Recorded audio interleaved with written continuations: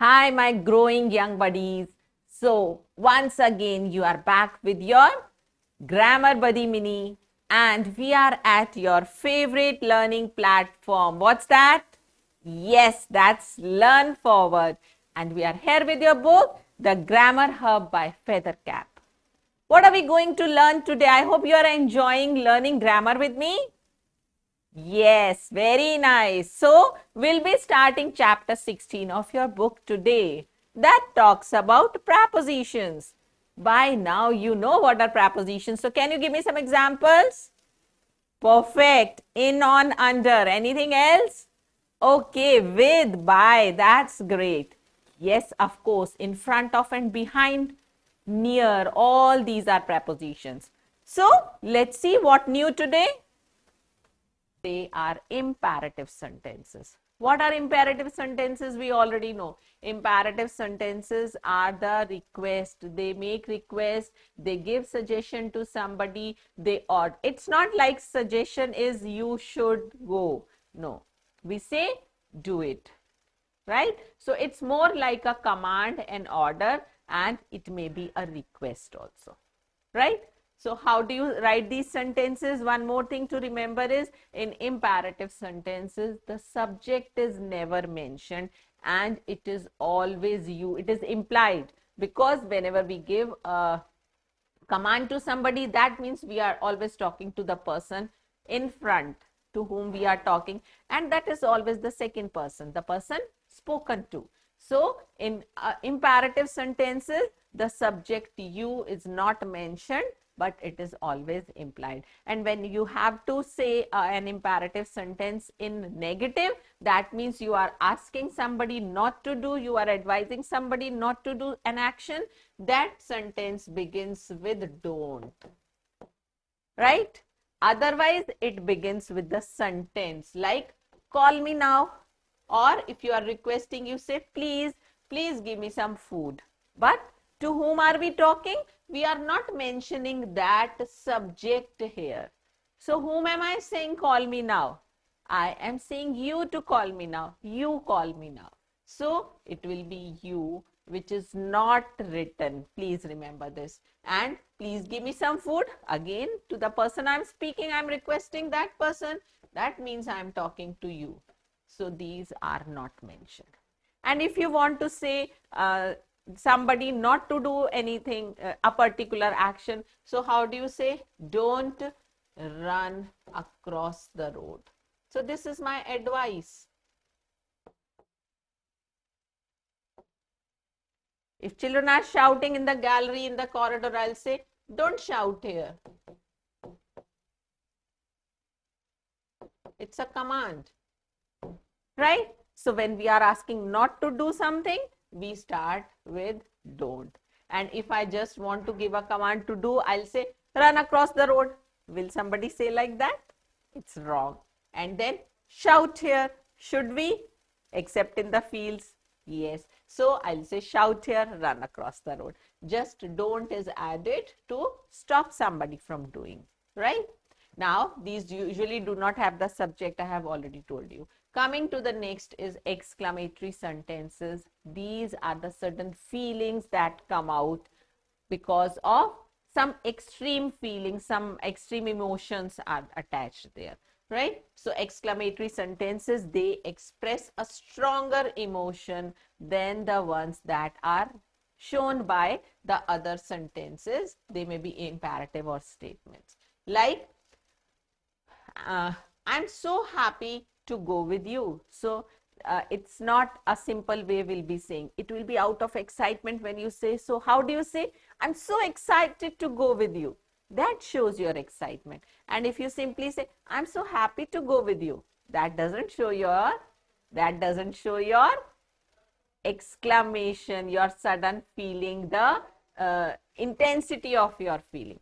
So that becomes a simple statement, but here it becomes an exclamatory sentence and we put a mark of exclamation at the end of this. If I see something beautiful, I'll say, this is a beautiful rose. But don't you think it's just like a normal sentence I'm saying? But if I'm really amazed with the beauty of something that I see, I'll say, wow, Or even if I don't say wow, I'll say, what a beautiful rose it is.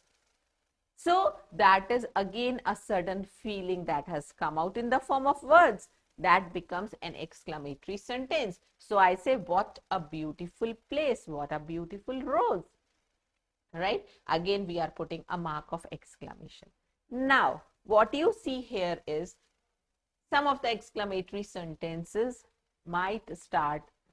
they may start with a question word. But when you look at the structure of your interrogative sentences, what is the structure of interrogative sentences, children? You write question word, we have already learned. Then a helping verb is used, and then you write the subject. Isn't it? Now, if you compare this formation here, you have the question word, that is perfect. But where is the helping verb? Helping verb is not there. For question, interrogative sentences, for questions, it is very important that the sentence begins either with a question word or with a helping verb. So question word plus helping verb formation is your interrogative sentences. Here this question word is not followed by a helping verb. So it is not your interrogative sentence. Remember this, don't keep this confusion with you. Okay. So if it is clear, can we move ahead? Thank you. So here we have an exercise. Rearrange the following groups of words so that they become meaningful sentences. So they are just jumbled up. You have to unscramble them and make sentences. She, my is sister. Yes, you got it correct. It's very easy. So we say she is my sister. Now what you have to remember, because now you are writing sentences, so it will start with a capital letter and end with a full stop. Right? This is very important. Next. That is also easy. Perfect. The cow gives us milk. So you can write it. Coming to next. River swims he in. So is it the river that swims? No. So what is the correct one? Yes, he swims in the river. Very good. Now, sometimes the sentences might be bigger. So I'll tell you a simpler way to just unscramble the sentences faster. First, pick out the action. We'll try the next one on this basis. First, pick out the action. What is the action there? Just find out what is the action in the next group of words. Writing. Perfect. Now, because this is an action, somebody is doing, there should be a subject for it. Try to find out who can do that action. Now, if you look at these group of words, can the letter write something? No. So, who can write? I. That means my sentence will start with I. I am writing a letter. So, two things are going to help you out. You must remember the verb formations in different sentences so that you can quickly correlate the words in the verb there. And then you must find out the action with the doer with the possibility as to who can do that. That means then you have to find out the subject, and believe me, your sentence formation will become easier and faster. Let's see this. Live they Mumbai in. Yes, see, you got it faster. Live is the action, and who can do this work of living? Mumbai will not live anywhere. So it will be they live in Mumbai. Easy? Okay, let's see how fast you can do. The next last one. Very nice answer. The sun rises in the east. Perfect answer. Very well answered, students. So I hope this trick will help you out, just unscrambling your sentences faster. Now come to next. State whether the following sentences are assertive, interrogative, imperative, or exclamatory. I'm sure this is very easy. All of you can do. Let's do only two parts out of here. Okay, tell me what. The mark of exclamation. All of you have screamed out its exclamatory sentence. Very good, children. But let us find out the formation also. See, there is a question word, but not followed by a helping verb. That means it is for sure you will not stop and you will check whether it is exclamatory or not. It is not question. It is not your interrogative sentence. So when you look at the next one, it is where, a question word and followed by a helping verb. Yes, surely this will be your interrogative sentence. Let's check what is there at the end. It's a question mark. Yes, let's read it now. What a wonderful show it was. It is exclamatory. And where is the Bhakra Nangal Dam located? Now this is a question. So you will write here the kind of sentence. This is, sorry, exclamatory.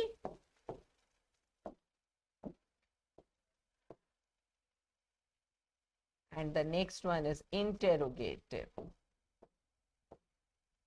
And similarly, I am sure you will be able to do the rest of the questions, the sentences. You'll be able to identify them. Now, going ahead, we have another exercise. Change each of the following affirmative sentences into negative. So, for negative sentences means there should be no, not, never, nothing, words like that. So, let's see. He is a carpenter. Yes, he is not a carpenter. Very good. The be form is followed by not. I have a scooter. I have not a scooter is not correct, children. When you have the verb have showing possession, then in present tense you introduce the helping verb from your side, and because it is in present tense, what is the helping verb we introduce in present tense? Do not, does not, because it is I. What are you going to use then? Yes, I do not. I do not have a scooter will be your negative formation. And if it was in past tense, I had a scooter, then perfect. It will be I did not have a scooter, because the helping verb in past is did. Okay. So when have is showing possession, it is not used as a helping verb. Then you will change the sentences into negative by using the helping verb do, does, did according to the tense and subject. Is that clear? Okay, let's move to the next. They are lucky. Yes, they are not lucky. Your clothes are dirty. Oh, these are also simple. So the rest of the sentences you will be making negative yourselves. Next, fill in the blanks with suitable question words. Okay, so you remember what question words are? Let us see which one will be used here. You also remember the use. Who is used as a subject, whom is used as object, what is used for both persons as well as things. So keeping those in mind, let's see. Dash has been appointed the head girl. Perfect. Who has been appointed? Subject is there. Of these clubs would you like to join? Which of these clubs? Very good. Class grade is very intelligent. Dash channels on TV do you like to watch? Again, which channels? So we are talking about non-livings here. Dash shoes are you wearing? When we are talking about possessions, yes. Whose shoes are you wearing? Next, are your plans for today? Brilliant answer, children. That is perfect. What are your plans for today? Very well done. So that shows you have understood the topic very well. Now moving ahead is subject and predicate. Till now we have learned the different types of sentences. Now here we'll be learning about the two parts of a sentence. What are the two parts of the sentence? One part is called the subject, the other part is called the predicate. What is subject and predicate? Subject means the something about which we are talking in the sentence. Okay, so whatever we are talking about, that subject is called the predicate. So we split the sentence into two parts like that. So subject is the easiest way to find out is just what or whom. When we talk, you just pick out the verb first and see what or who is doing that, and you get to know what is the subject. Okay, and then leaving that subject, the rest of the part is the predicate. And always remember that verb is a part of predicate. It is never included in the subject.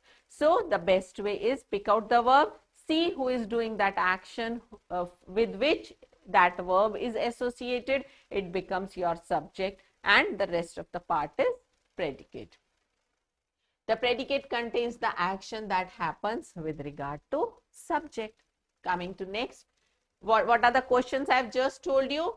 Just find out who or what is the subject of a sentence. So first find the verb and then put the question who or what. Regarding the verb, you will get the subject. For example, the boys played football for their school and won. Now let us pick out the verb here. What is the verb? Played. When I put the question who played, what answer are you getting? The boys. That means this is your subject and the rest part whole is your predicate. Fine, isn't it easy to pick out the subject first that way?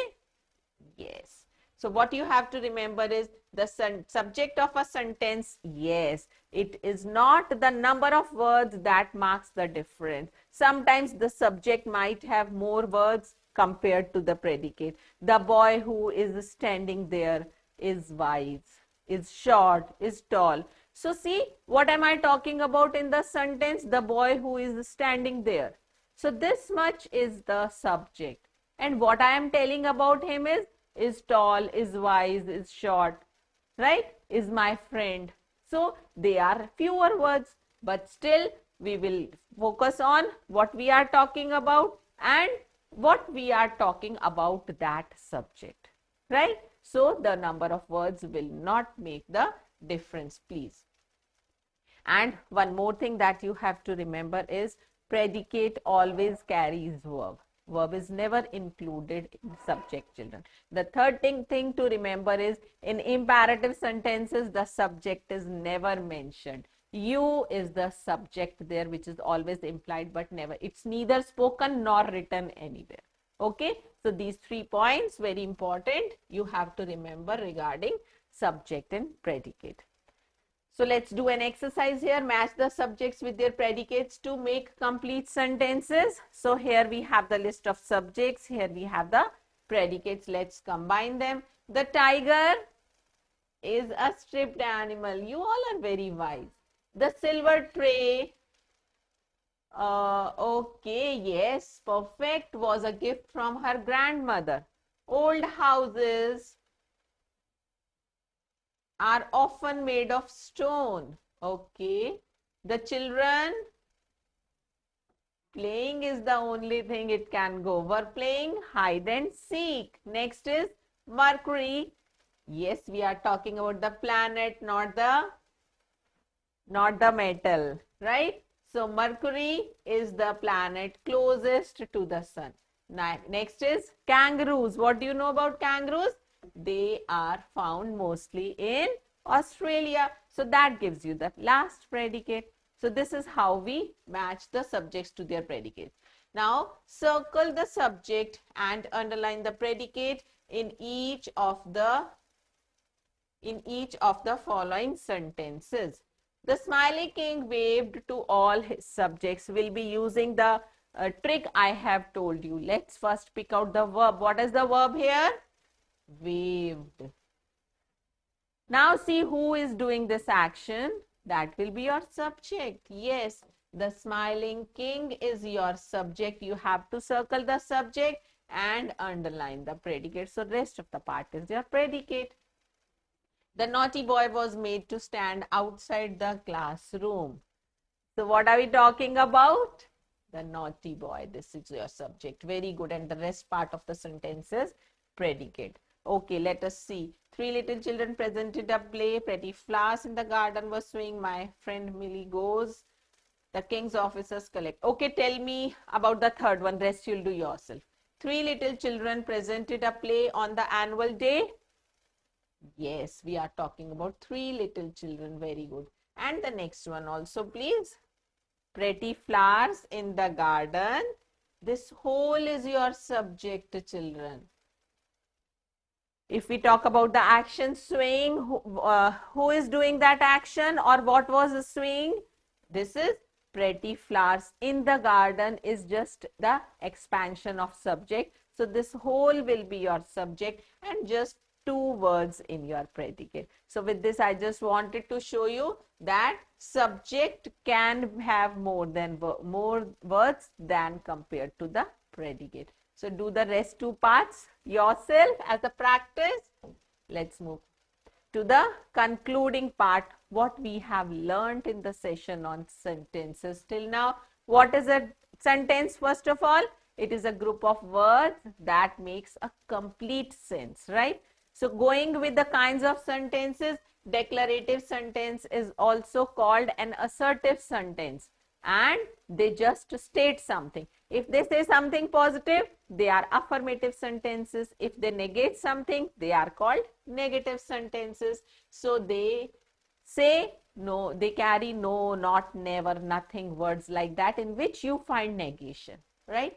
Then interrogative sentences we learned, they ask questions, they end with a question mark, and they are of two types. They can be yes, no when they start with a helping verb. They can be WH questions also. Okay. Then we also learnt about the question tags. That was a new topic where we introduced a small question after the sentence to get somebody's confirmation or consent. And remember, for a positive sentence, the question tag is negative. For a negative sentence, the question tag is positive. And one more thing, children, the helping verb with not is always used in contraction. Okay. Moving ahead, we learnt about imperative sentences where we give commands, and the negative commands start with don't. These sentences do not have a spoken or written subject. It is always implied. It is always second person you in imperative sentences. Then exclamatory sentences, they show sudden feelings. We always put a mark of exclamation at the end of these sentences. And then a complete sentence has two parts, that is, one is the subject, the other is the predicate, out of which we have learned that verb always goes in the predicate. It's never a part of subject. So I hope you have had a quick review of what we have learned in sentences with this review. Okay, so now it's time to practice. A sentence that requests or commands is called, what is that called? Imperative sentence. Good. Book would you like to read? Which, whom, what, why? Which book? Yes. Next, dash, the tests are over. So this mark of exclamation shows you have to use what? Yes, an interjection here. Alas, hurrah, hi, oh. Yeah, that shows your happiness, of course, hurrah. To find the subject, first locate. What did I tell you? What do you find out first to make the subject allocation easier? Yes, we find out the verb, children, and then we put a question to this verb, what or who. Next, wash your hands. The hidden subject in the sentence is, it's a command. So what is the hidden subject? It is you. Perfect answer. Let's do another exercise. Add suitable words to complete the following sentences. Dash past the jug of water. It's a request. So this will come in number 1. Next, dash brought the pet to school. It's a question. Oh, who? Yes, who brought the pet to school? Who could be so daring? It's not permissible. It is a dash day. What type of day can it be? Hurrah, terrible, or what? It's a terrible day. Maybe the things are going very wrong, so we say it's a terrible day. Dash did you have in your lunch? Good. What did you have in your lunch? And the last is, we won the game. So you are very excited. Hurrah, we won the game. Hurrah, we have finished the chapter also. So this is number 5. So I hope the topic was interesting and easy for you to understand. We'll be coming ahead with more interesting topics for you in grammar. Till then, happy learning, children.